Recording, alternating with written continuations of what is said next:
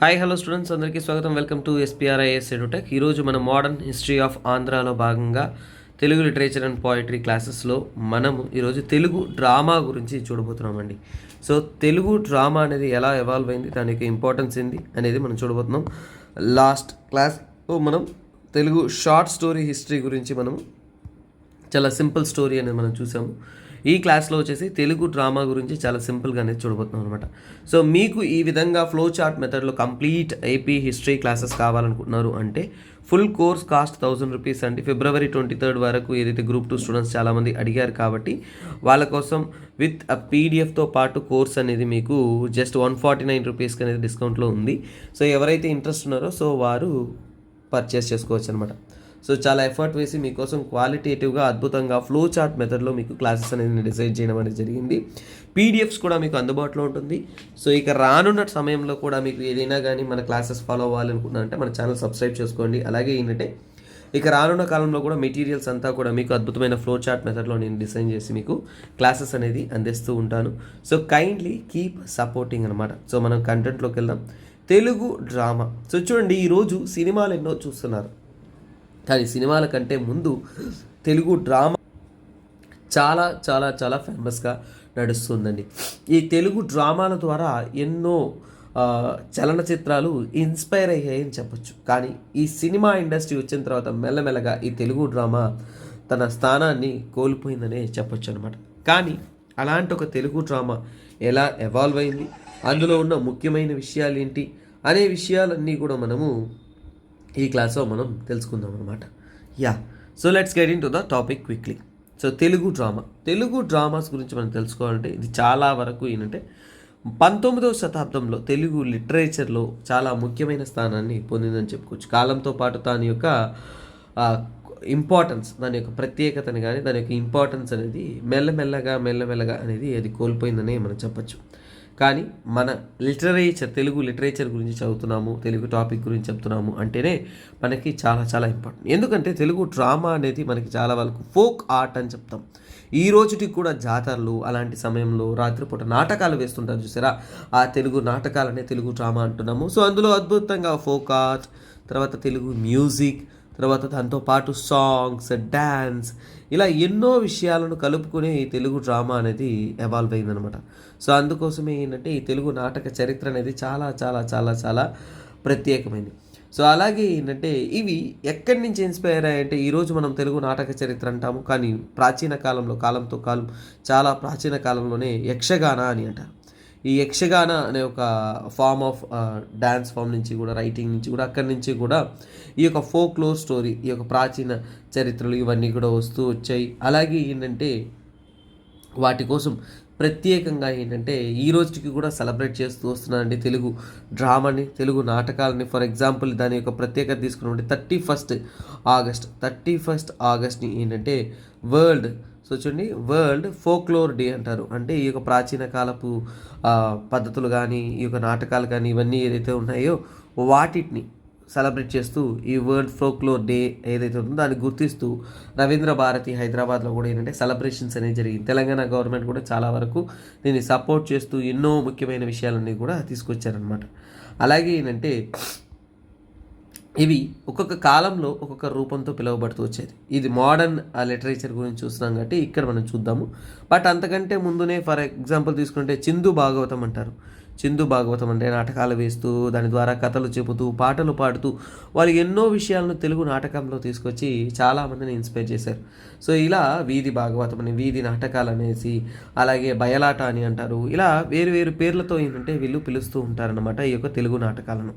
కాకపోతే ఇవి ఏంటంటే ముఖ్యంగా మోడర్న్ డే ఇన్ఫ్లుయెన్స్ కానీ మోడర్న్ డెవలప్మెంట్ అనేది తీసుకున్నామంటే చూడండి, ఈ యొక్క ధార్వాడ్ మరియు పూణే ప్రాంతాల నుంచి కూడా హిందీ మరియు ఉర్దూ ప్లేస్ చాలా వరకు ఇక్కడ వచ్చి వేసినప్పటికీ కూడా అక్కడి నుంచి ఇన్ఫ్లుయెన్స్ అయ్యంట. సో మన ఇండియా మ్యాప్ తీసుకున్నట్టు ఈ భాగంలో ధార్వాడ్, పూణే ఈ రీజియన్లో ఎక్కువగా హిందీ నాటకాలు, ఉర్దూ ప్లేస్, ఇవన్నీ నాటకాలు ఇవన్నీ జరుగుతున్నాయి. సో అక్కడి నుంచి ఏంటంటే మన తెలుగు వాళ్ళు కూడా ఏంటంటే modern day of Telugu drama develop అవ్వాలని నిర్ణయించుకొని సో ఎంతోమంది డ్రామాస్ రాయడం, నాటకాలు రాయడం, అలా వేయడం కానీ ఇవన్నీ కూడా చేస్తున్నారు. సో ఈ నాటకాల కోసం రాసేదాన్ని మనం ఏంటంటే ప్లే రైట్స్ అంటాం. ప్లే రైట్స్ అంటే ఏంటంటే ఇవన్నీ కూడా నాటక కథలు ఏవైతే ఉంటాయో వాటిని వాళ్ళు రాస్తారనమాట. దానికోసం అది కూడా ఒక లిటరేచర్ అనమాట. చూడండి, ఈ క్లాస్ మళ్ళీ చెప్తున్నాను, తెలుగు డ్రామా ప్యూర్గా కాదు, తెలుగు లిటరేచర్ కాంపోనెంట్స్ క్లాస్లో మనం చూస్తున్నాం కాబట్టి తెలుగు లిటరేచర్లో తెలుగు డ్రామా రైటింగ్ ఎలా ఇంపార్టెన్స్ అనేది మనం చూస్తూ ఉంటాం.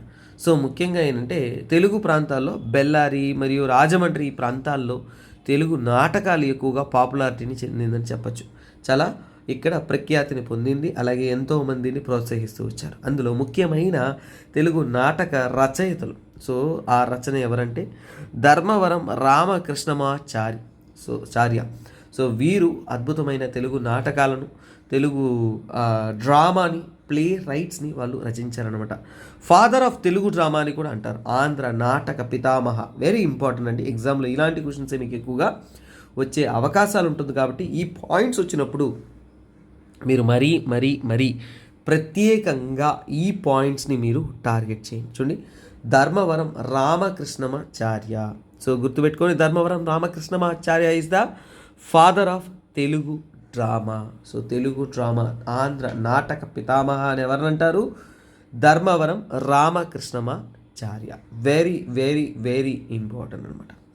అది మాత్రమే కాకుండా ఇంకా అతను రాసిన నాటకాలు, నోటబుల్ ప్లే రైట్స్ ఏంటంటే చిత్రనాళీయం, అలాగే సారంగధార.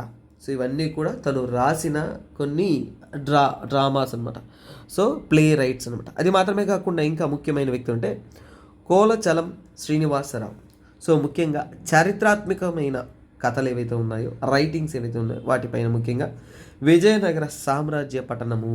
సో ముఖ్యంగా విజయనగర సామ్రాజ్య పరిపాలన సమయంలో ఎలా ఉంది, వాళ్ళ యొక్క రూల్ ఎలా ఉంది అనే విషయాల గురించి చాలా చక్కగా చాకచక్యంగా ఈ డ్రామా రైటింగ్స్ అంతా కూడా రాశారు మన యొక్క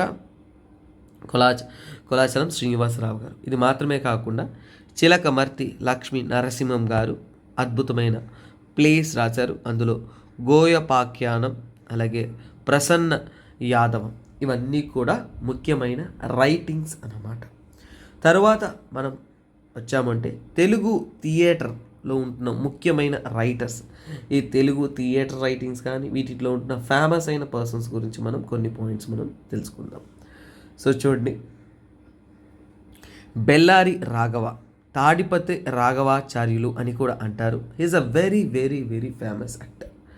ఈరోజు చాలా వరకు మన కథల్లో మనం తెలుసుకున్న వాళ్ళలో నటనలు ఎవరంటే చిరంజీవి, ఇంకా మనం చాలామంది బాలయ్య అంటాము, ఎన్టీఆర్ అంటాము, రామ్ చరణ్ అంటాము, అల్లు అర్జున్ అంటాము. ఇలా పేర్లు మనం చెప్పుకుంటూ పోతే వస్తుంది. ఎన్టీఆర్, ఏఎన్ఆర్ కాలం నుంచి కూడా ఈ రోజు వరకు ఎంతోమంది యాక్టర్స్ మీకు తెలుసు.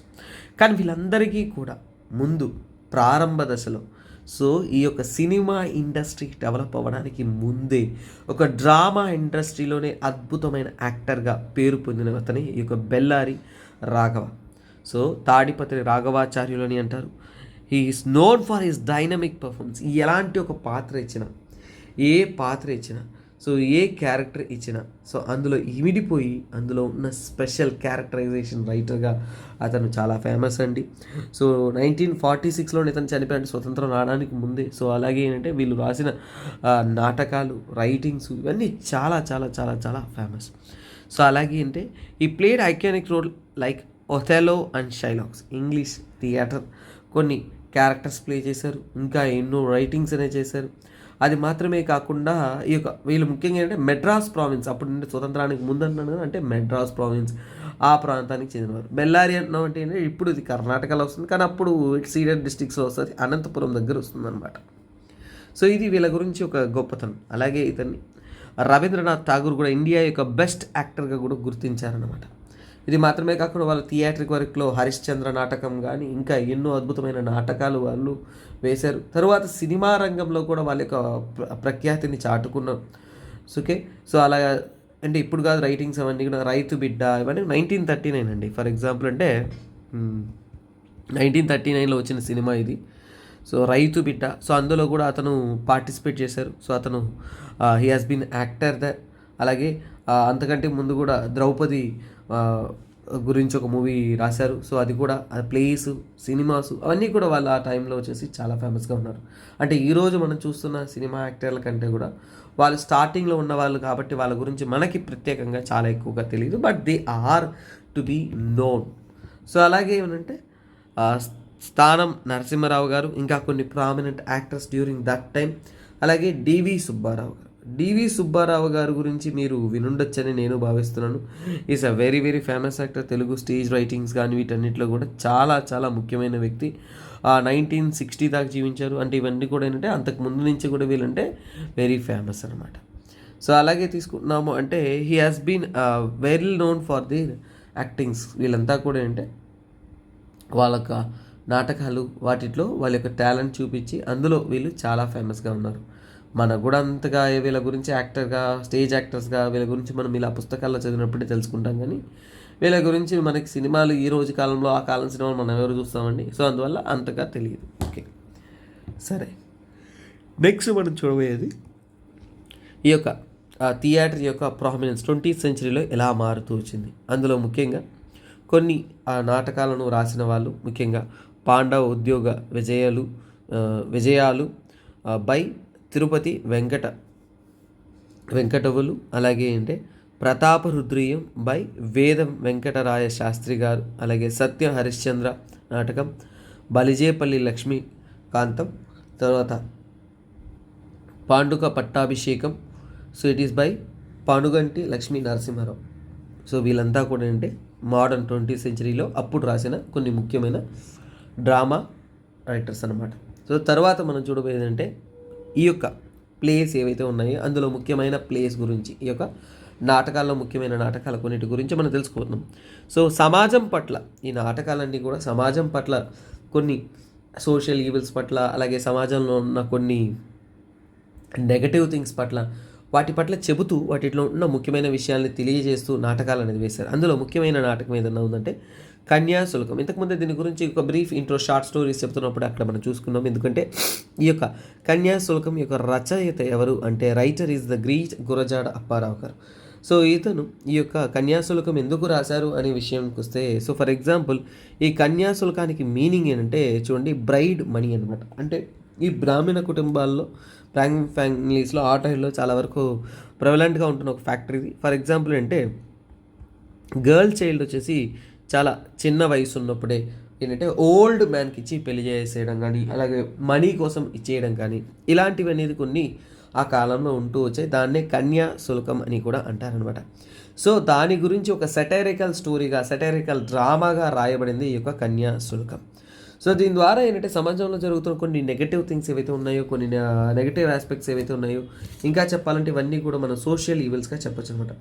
అలాంటి సోషల్ ఈవిల్స్ గురించి వాళ్ళు చెబుతూ ఇలాంటివన్నీ కూడా ఏంటంటే వాళ్ళు రాశారనమాట. ఇవి సినిమాస్గా కూడా తర్వాత కాలంలో రాయబడుతుంది.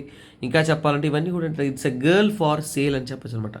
ఇంగ్లీష్లో అనువాదం చేసామంటే కన్యాశుల్కం అనేది it's a girl far sale, అంటే అమ్మాయిలను అమ్ముకోవడం డబ్బు కోసం. సో ఇలాంటి సమాజంలో ఉన్న సమస్యలను బట్టి వీటి గురించి చెబుతూ ఏంటంటే రాయబడిన ఒక నాటకమే ఈ యొక్క కన్యాశుల్కం. సో దీని ద్వారా ఏంటంటే అవేర్నెస్ వస్తుందండి, ప్రజల మధ్య అవగాహన వస్తుంది. ఇలాంటి నమ్మకాలను వ్యతిరేకిస్తారు. సో అలాగే ఇలాంటి వాటిని ఇట్ ఈస్ రాంగ్ అనేది అందరికీ అర్థమవుతుంది. So that is why it's very very very very very very important. So English educated man కూడా ఏంటంటే దీన్ని వ్యతిరేకిస్తారు కదా, సోషల్ చేంజెస్ కోసం ఎంతోమంది దీన్ని ఫైట్ చేస్తారు కదా, అందువల్ల ఇది చాలా వరకు తెలిసిందనమాట. తర్వాత దీంట్లో ఎన్నో క్యారెక్టర్స్ కూడా చాలా ఫేమస్ అయ్యి, అగ్నిహోత్రం, అందములని, బుచ్చమ్మ అని, వెంకటమ్మ అని, సుబ్బమ్మ, ఇలాంటి కొన్ని క్యారెక్టర్స్ అనేది చాలా డీప్గా అనేది ప్రజలకి కనెక్ట్ అయ్యి, సో దాని ద్వారా ఏంటంటే వాటి యొక్క ఇన్ఫ్లుయెన్స్ కూడా ఏంటంటే ఎక్కువగా క్యారెక్టరైజ్ చేసింది. బట్ మన స్టోరీలో వీటిలోకి వెళ్ళట్లేదు కాబట్టి we can ignore just what is what అనేది మనం తెలుసుకుంటాం. తరువాత తీసుకున్నామంటే కొన్ని డ్రామాస్ 1942 నుంచి 46 మధ్య ఉన్న డ్రామాస్ అనేది చాలా వరకు కమ్యూనిస్ట్ ఇన్ఫ్లుయెన్స్ ఎక్కువగా ఉందని చెప్పొచ్చు ఆంధ్ర ప్రాంతంలో. అందులో ముఖ్యంగా తీసుకుని ముందడుగు ముఖ్యంగా కమ్యూనిస్ట్ ఐడియాలజీస్ని ప్రజల్లో తీసుకెళ్ళడానికి. ఫర్ ఎగ్జాంపుల్ అంటే అన్నలు మీకు తెలుసు కదండి.